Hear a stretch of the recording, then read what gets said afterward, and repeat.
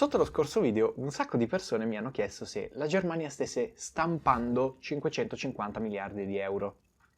Ora, le cose effettivamente non erano particolarmente chiare, quindi mi sono andato ad informare.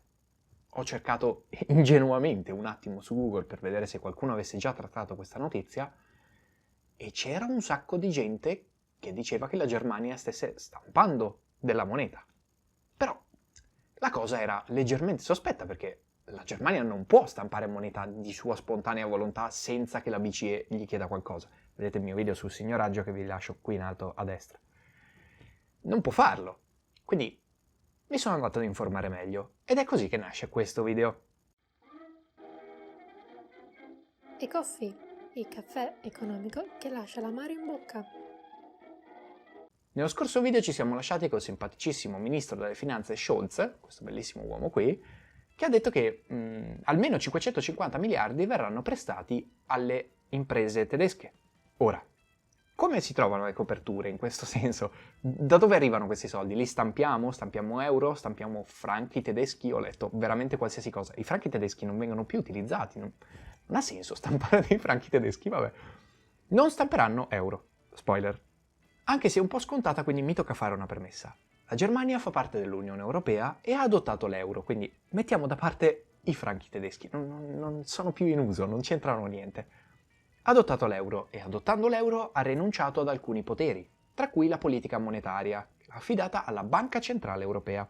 Quindi questo significa che la Banca Centrale Europea sceglie quanta moneta va stampata, poi le singole banche nazionali stampano fisicamente la moneta. Non sono le singole banche nazionali che, stampando moneta, decidono quanta moneta stampare. Quella decisione la prende la BCE, questo deve essere chiaro.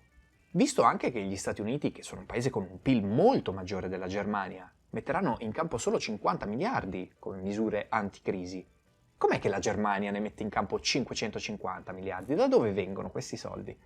Semplicemente vengono dalle obbligazioni. E in particolare, essendo la Germania ad emettere queste obbligazioni, sono titoli di Stato tedeschi. La Germania emetterà tanti titoli di Stato sul mercato. Per chiunque non sapesse che cos'è un'obbligazione, vi lascio il video qui in alto a destra che ho realizzato a riguardo. Ve lo riassumo in breve comunque. Lo Stato tedesco sta emettendo tanti titoli di Stato. Cosa significa effettivamente questo? Che sta facendo tanti debiti. E come sta facendo questi debiti? Semplicemente sta emettendo questi titoli di Stato, i cittadini comprano questi titoli di Stato e quindi finanziano lo Stato. Questi soldi che prendono, i 550 miliardi, sono soldi dei cittadini che stanno prestando allo Stato e lo Stato glieli dovrà ridare con un certo tasso di interesse. Capisco perfettamente che questa sia una logica che all'italiano medio non quadra tantissimo, per il semplice motivo che per noi tirare fuori dei soldi da dare allo Stato è una cosa molto negativa, mentre uno Stato come la Germania, con dei conti in ordine, che non fa delle misure strane, che perdono soldi e basta e non rilanciano l'economia, va bene, la smetto, per loro prestare i soldi alla Germania non è sconveniente, semplicemente stanno prestando i soldi alla Germania perché sanno che la Germania può ridarglieli in un secondo momento. Questo vi fa capire l'importanza di avere dei conti pubblici che quadrano, non come quelli dell'Italia. Comunque, questi titoli di Stato vengono emessi sul mercato primario, quindi vengono acquistati dagli investitori, però c'è anche una seconda fase. Questi investitori possono rivendere questi titoli di Stato. Esiste quindi un mercato secondario nel quale vengono negoziati dei titoli di Stato già emessi. Ora, la BCE di solito non compra questi titoli di Stato sul mercato secondario perché esula dalle sue normali funzioni. Però questo non è un momento normale, qui siamo in piena crisi. Perciò, già in passato era successo che Mario Draghi, quest'uomo qui, avesse adottato queste misure. La BCE già in passato ha comprato dei titoli di Stato sul mercato secondario e quindi è quello che farà di nuovo. E questa operazione non convenzionale si chiama quantitative easing. Probabilmente l'avete già sentito, ma non sapevate che cosa effettivamente fosse, che cosa la BCE andasse a fare nel concreto. E abbiamo già parlato di questa misura nel video qui in alto a destra con la Lagarde che ha detto che avrebbe aumentato quantitative easing di 120 miliardi. In quel video vi ho omesso un particolare che lì era marginale, ma in questo video no. La BCE quindi compra dei titoli di Stato sul mercato secondario. Lo fa a caso? Assolutamente no, non si fa mai niente a caso. Li compra solo tedeschi? Assolutamente no, non sarebbe giusto.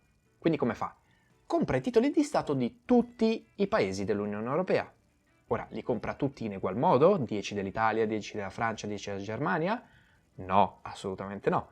Lo fa in base ad un parametro complicato, ma che vi basta sapere che è di partecipazione al capitale della BCE e la Germania ne ha di più degli altri. Quindi la BCE comprerà un sacco di titoli di Stato della Germania. Capito questo, ci manca un ultimo passaggio. Come fa la BCE a comprare dei titoli di Stato tedeschi? Con quali soldi? Lo fa con dei soldi che non sono mai entrati in circolazione, che erano già stati stampati ma erano stati tenuti come riserva, non erano mai stati messi sul mercato. Quindi è una vera e propria iniezione di liquidità. I soldi che non erano mai entrati nel mercato, ora entrano nel mercato in questo modo. Ed è per questo che molti stanno dicendo che i soldi vengono stampati. I soldi non vengono stampati in questo caso, vengono usati dei soldi che non erano entrati dentro l'economia come iniezione di liquidità. Quindi questi a tutti gli effetti non sono soldi stampati dalla Germania, sono sì nuovi soldi mai entrati nell'economia che stanno entrando nell'economia, ma non solo in quella tedesca, e soprattutto sono soldi della BCE, sono soldi che entrano anche nella nostra economia, perché con quei soldi si comprano anche titoli di Stato italiani, francesi, spagnoli, eccetera, eccetera, di tutte le nazioni dell'Unione Europea. Adesso faccio una precisazione per gli addetti ai lavori. Sto parlando in un video divulgativo, quindi per le persone, di soldi e denaro, perché è più semplice così. In realtà mi riferisco alla moneta legale. Non venite nei commenti a scrivermi non puoi parlare in maniera così imprecisa di soldi, denaro al posto della moneta legale. È un video divulgativo, le persone devono capire. Faccio un paio di considerazioni e poi chiudiamo con la curiosità economica. Se fossi un cittadino tedesco mi sentirei molto onorato di come sta reagendo il mio Stato nei confronti di questa crisi. 550 miliardi sono una manovra molto rischiosa ma molto coraggiosa. E sarei soprattutto molto fiero del mio Stato per aver tenuto i conti pubblici così in ordine in questi anni, non come lo Stato italiano. Terza considerazione, che non doveva esserci però mi è appena balenata in mente, la Germania verrà sempre ricordata per quelle piccole gioie, grandi gioie che ci ha dato a Dortmund nel 2006. Vi invito a condividere questo video per combattere la disinformazione. Sono andato ad informarmi a riguardo e ho trovato seriamente solo articoli che parlavano di stampare moneta. La Germania che sta stampando franchi tedeschi, cose assurde. Non ho trovato un singolo video che lo spiegasse bene. Era mio dovere farlo, spero che questo video verrà molto condiviso. La curiosità economica del giorno è che la prima criptovaluta in assoluto, il Bitcoin, è stata creata nel 2009 da un programmatore misterioso, non si sa chi sia, Satoshi Nakamoto. Nessuno è riuscito a risalire alla sua identità e alcuni credono che sia addirittura non un solo individuo, ma un gruppo di individui.